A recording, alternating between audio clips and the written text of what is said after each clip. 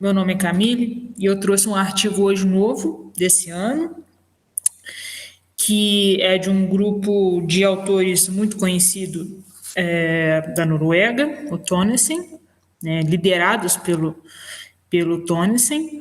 E o artigo ele é intitulado como Modelos de Sessão de Treinamento em Esportes de Resistência, recomendações das melhores perspectivas práticas norueguesas.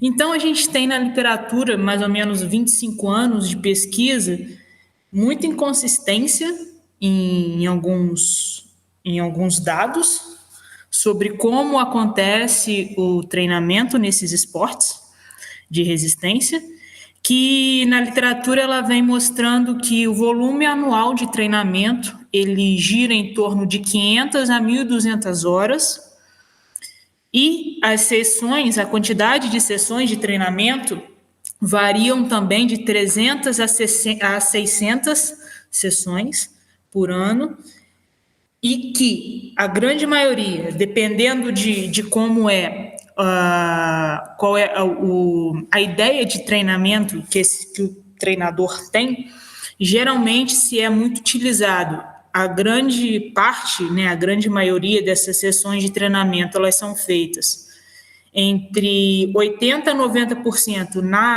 na intensidade baixa, para ter rodagem, e de 10% a 20% em zona um pouco mais forte, que é moderada ou então de alta intensidade. Geralmente, né, atualmente é isso que a literatura vem apresentando nesses anos. Mas para a gente conseguir fazer uma prescrição de treinamento de sessão que seja um exercício contínuo, ele inclui muita coisa, inclui seleção de qual modalidade vai ser, o tempo, né, a duração do trabalho e qual intensidade a gente vai usar. E uma coisa que eles ressaltam muito é que, se a gente for comparar com treinamento intervalado, existe muita literatura sobre, e é muito mais essa parte de como fazer, como prescrever um treinamento com exercício, né, intervalado, muito melhor descrito na literatura do que como prescrever um treinamento com exercícios contínuos. Então, isso é um ponto que eles apresentam na introdução. E também outro ponto é que a maioria dos estudos que se tem sobre o assunto, eles são feitos com amostras sendo de atletas ou de pessoas bem treinadas, porém não são pessoas de elite, não são os participantes não são os mais tops possíveis, vamos colocar assim. Então, às vezes, o que são aplicados para esses voluntários não é a mesma coisa que é aplicado para quem faz parte dessa elite do esporte. Então, eles pensaram, né, em fazer. E como eles pensaram nisso? Que os melhores praticantes dessa elite, eles fazem a junção de características críticas de treinamento, porque eles treinam muito, mantêm um nível muito alto, e eles têm também treinadores muito experientes. Então, que não só treinaram eles, mas também tiveram outros atletas que também foram muito, muito bons durante muitos anos ao longo do tempo. E, sendo assim, esses treinadores têm muito conhecimento e são capazes de fazer boas sessões de treinamento a partir de todo o sucesso que já tiveram com os seus atletas, né, que já treinaram.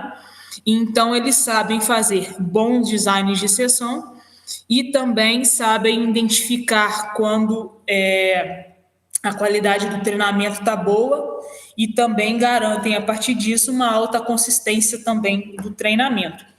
E dos países que são uma das potências dentro desses tipos de esportes é a Noruega, que ela é uma dos líderes do mundo nas competições, e eles possuem muitas medalhas. Eu vou falar depois, mais para frente, o nível dos técnicos que foram incluídos nesse estudo, e que eles ganham a maioria das provas que são de esportes de resistência, tanto medalhas olímpicas quanto campeonatos mundiais, campeonatos europeus. Então, o objetivo do estudo foi justamente descrever e comparar os melhores modelos práticos de sessões entre diferentes intensidades de treinamento dos esportes de resistência. E eles definiram como esporte de resistência esportes que possuem uma duração da prova, da competição deles, de no mínimo 6 minutos, e que a contribuição do metabolismo aeróbio seja acima de 85%. Então, a metodologia ela se consistiu de uma população de 12 treinadores noruegueses, responsável por somarem mais de 370 medalhas olímpicas, mundiais também, e de campeonatos europeus, sobretudo com atletas noruegueses. E todos esses treinadores eles tinham experiência tanto com o treinamento da categoria masculina quanto da feminina. E os esportes que eles pesquisaram foram biatlo, triatlo, o ski cross country, corrida de longa distância, ciclismo de estrada, remo, natação e o speed skating. Para quem não sabe, é dessa fotinha que eu botei aí, dessa imagem que está no slide. Esse especificamente é da Holanda, que também é um país que o speed skating é uma dos esportes mais populares, e eles também são muito campeões nessa modalidade especificamente, mas eu procurei uma da Noruega e não achei, mas botei só para ilustrar, para quem não souber o que é o speed skating, tá a imagenzinha aí para mostrar. Então, os procedimentos que eles realizaram, eles fizeram um questionário, apresentaram um questionário para esses técnicos preencherem, para eles responderem sobre o planejamento, a condução e a avaliação do treinamento de todos os níveis, micro, macro e meso, e de cada sessão, para todos os treinadores, eles responderam. E também os autores tiveram cuidado de garantir a qualidade dos dados por meio de conversa com os treinadores, e também com informação cruzada de registro de relatos dos treinamentos, e também do que os atletas já falaram sobre, os atletas mais bem-sucedidos.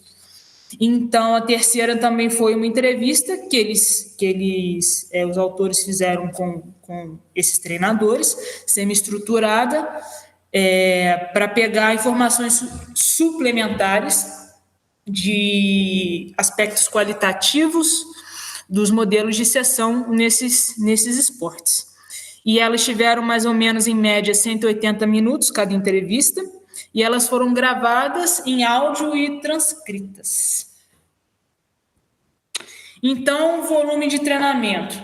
A gente tem de cada modalidade, dividido em horas por ano, sessões por ano, os dias de competições por ano de cada uma, os dias do treinamento nas intensidades por ano também, e também o percentual de treinamento específico de cada uma dessas modalidades. Então, aqui a gente tem o biatlo como mais ou menos entre 800 a 1.000 horas de treinamento anual, o ski cross country de 900 a 1.100 horas por ano, a corrida de longa distância de 600 a 700 horas por ano, o ciclismo de estrada de 1.000 a 1.200 horas, o remo de 850 a 1.000, o speed skating de 900 a 1.100, A natação de 1.150 a 1.350 e o triatlo de 1.200 a 1.400 horas, sendo que o percentual de treino específico para a modalidade também ele é bastante alto em todos, né? Porque é elite. Então, todos eles acima de 60% do treinamento é específico. E a escala de intensidade, eles botaram as duas, por quê? Porque ao longo do artigo, ele vai descrever dentro de 6 zonas, ele vai considerar as 6 zonas em vez de nós, né, de considerar geralmente as 3. Nesse artigo ele faz a opção de separar as modalidades em 6 zonas, né? Os tipos de treinamento deles nas 6 zonas. Então, só para a gente ter uma percepção do que é, a primeira e a segunda zonas seriam o treinamento de baixa intensidade, a terceira zona é a intensidade moderada, a quarta, a quinta e a sexta é a de alta intensidade.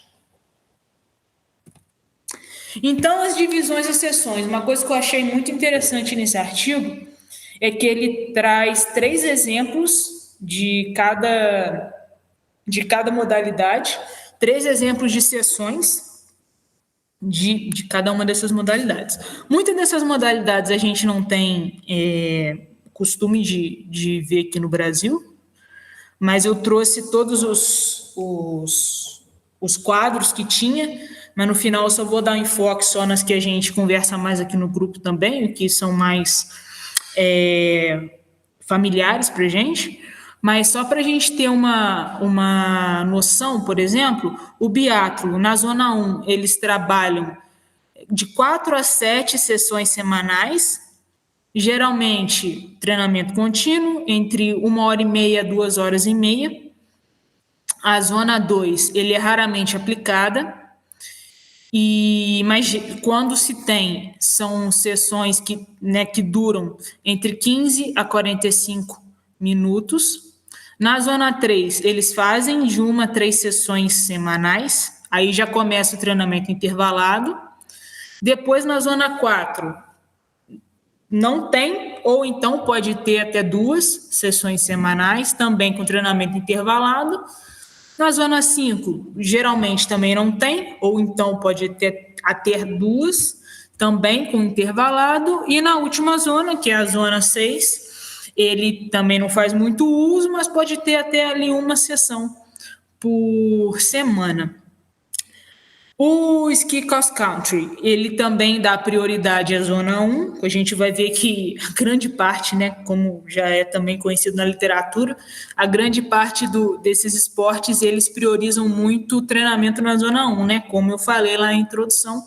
Então, isso a gente consegue ver aqui também, que a grande parte dos treinadores que foram entrevistados, eles também priorizam isso, né? Eles priorizam o treinamento de baixa intensidade, principalmente na zona 1.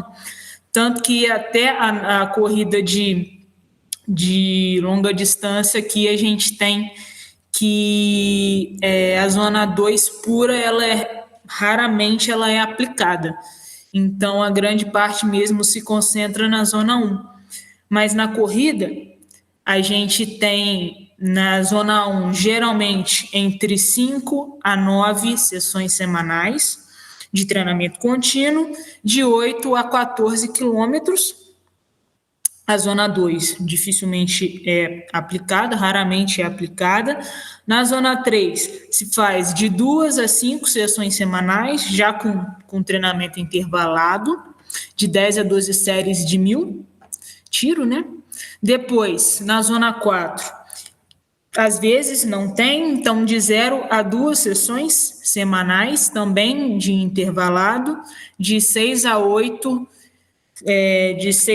repetições de 1.000 metros, que aí já com o pace entre 2,45 a 3 minutos.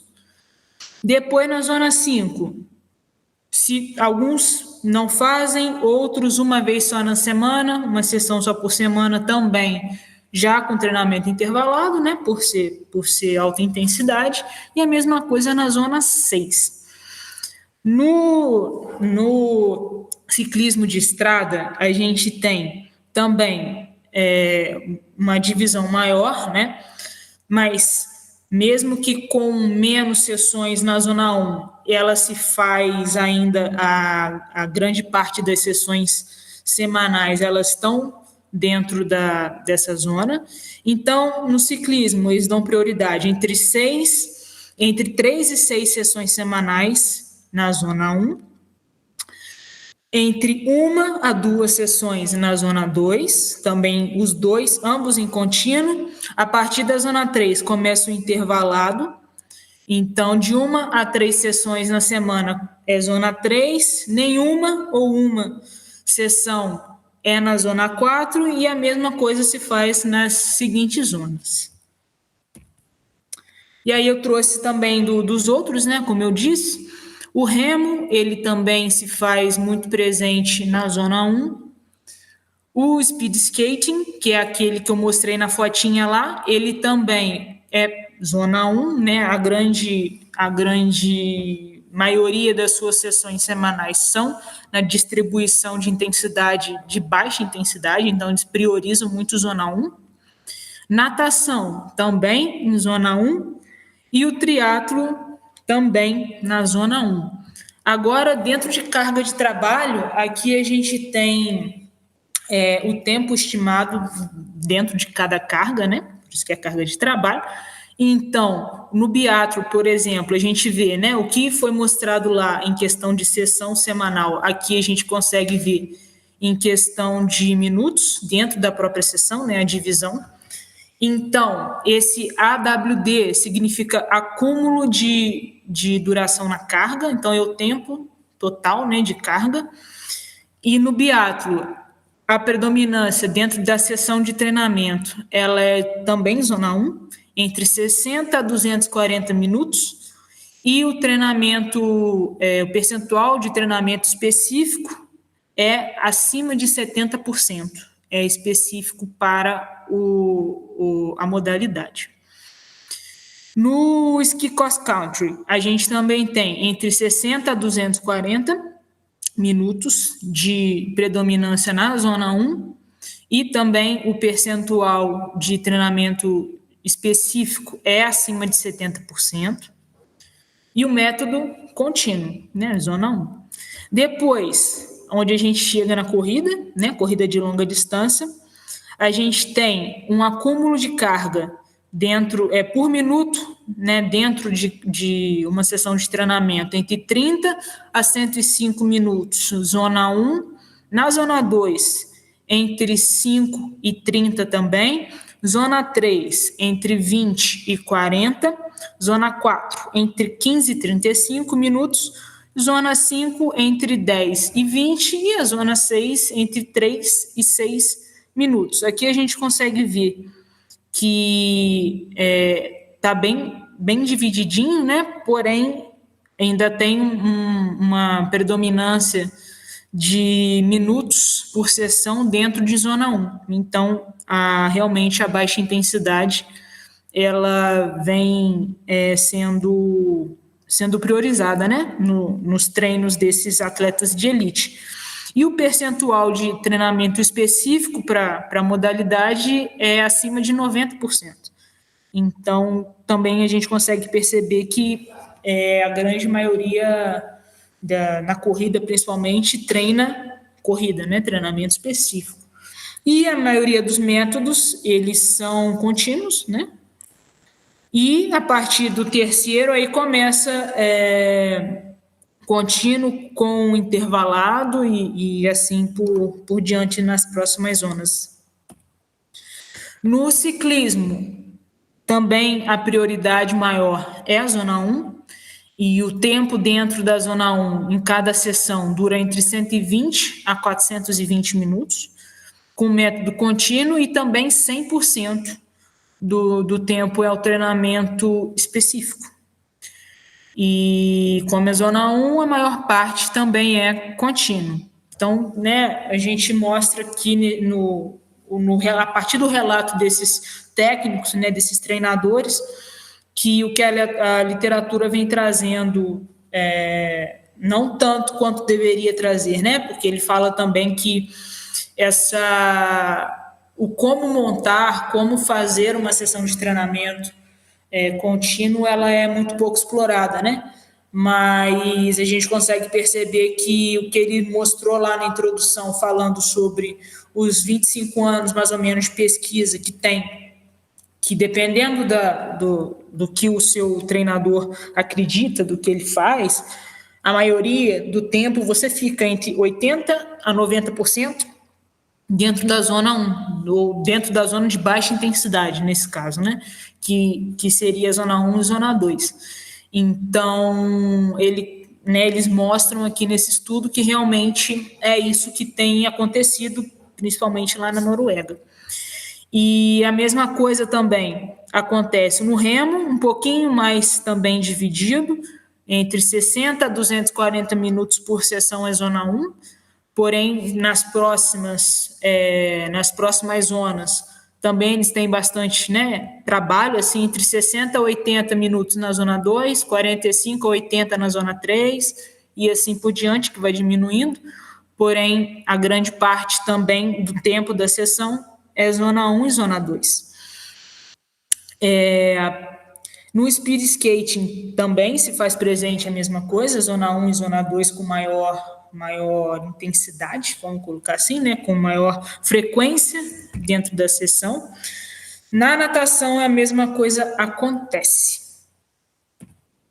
E nas divisões ele também fez uma divisão dos esportes dentro do triatlo, então ele fez só a divisão da natação, do ciclismo, da corrida, e depois fez de todos eles juntos.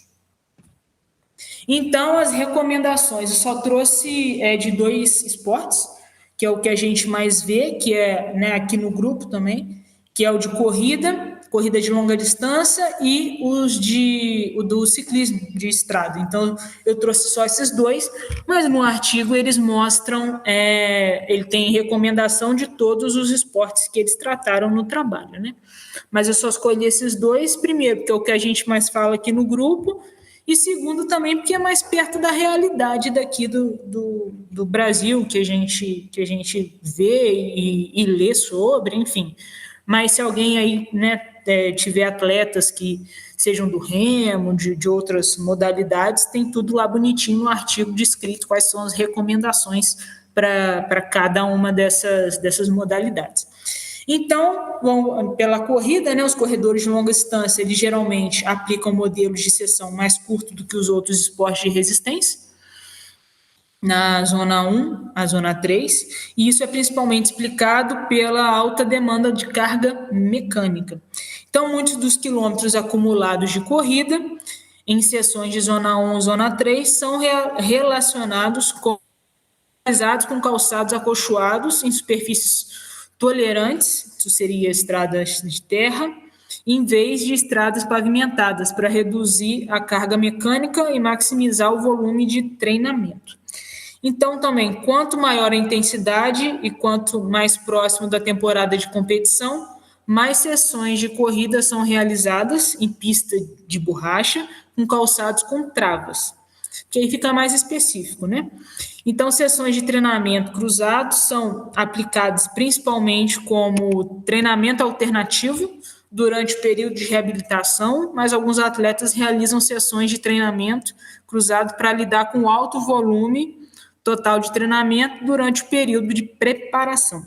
Então, as sessões de corrida feitas na esteira, elas são preferidas quando ou a gente tem condições climáticas ruins, como eles falam de neve, gelo e tal, né? Que é lá na Noruega, mas se a gente tem condições complicadas aqui, né, no tempo, dá prioridade para fazer na esteira, e também quando tem que controlar muito a intensidade, como os treinos de zona 3, que já começa ali na intensidade moderada. Então, fazer na esteira seria uma um aparelho interessante para fazer, né, para ter esse controle melhor da intensidade da zona de treinamento.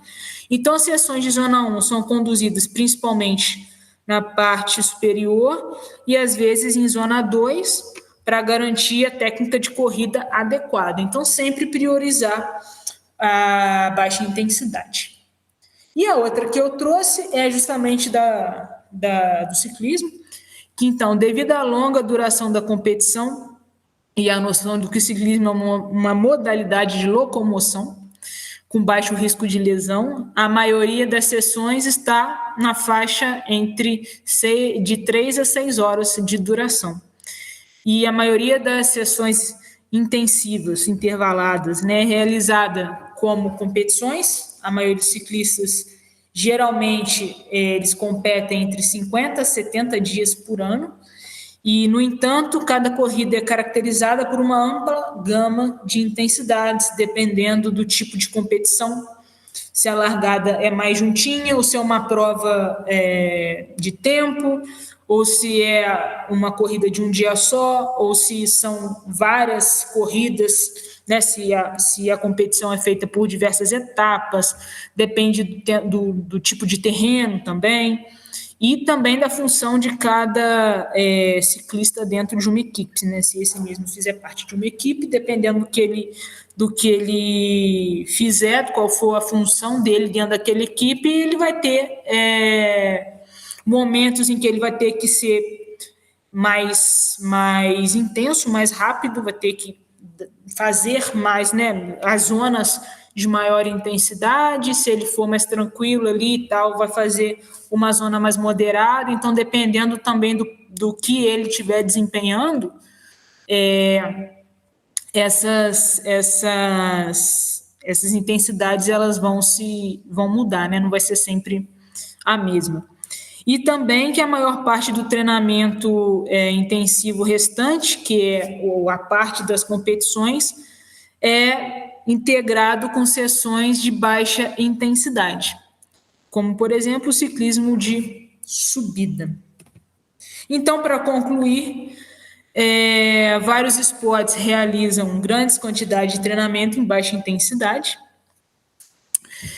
Sessões de treinamento de intensidade moderada a alta, elas são consideradas primordiais para a progressão do desempenho por todos os treinadores, e todos os esportes realizam consideravelmente mais sessões de treinamento moderado, né, de intensidade moderada, do que a de alta ao longo do ciclo anual.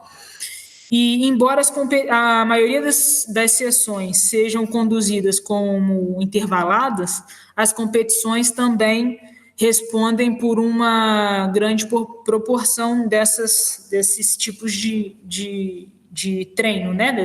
Do porquê fazer o intervalado, né? Então, as melhores sessões de intervalado de prática são caracterizadas pelo alto acúmulo de carga e um ligeiro aumento progressivo na intensidade ao longo do tempo. E uma coisa que eles também observaram é que menor foi a proporção de trabalho para o descanso com o aumento da intensidade. Então, quanto mais a gente aumenta a intensidade, um treino é mais pesado, mais tempo para recuperar a gente dá para o atleta, para a próxima sessão. É isso. Muito obrigada.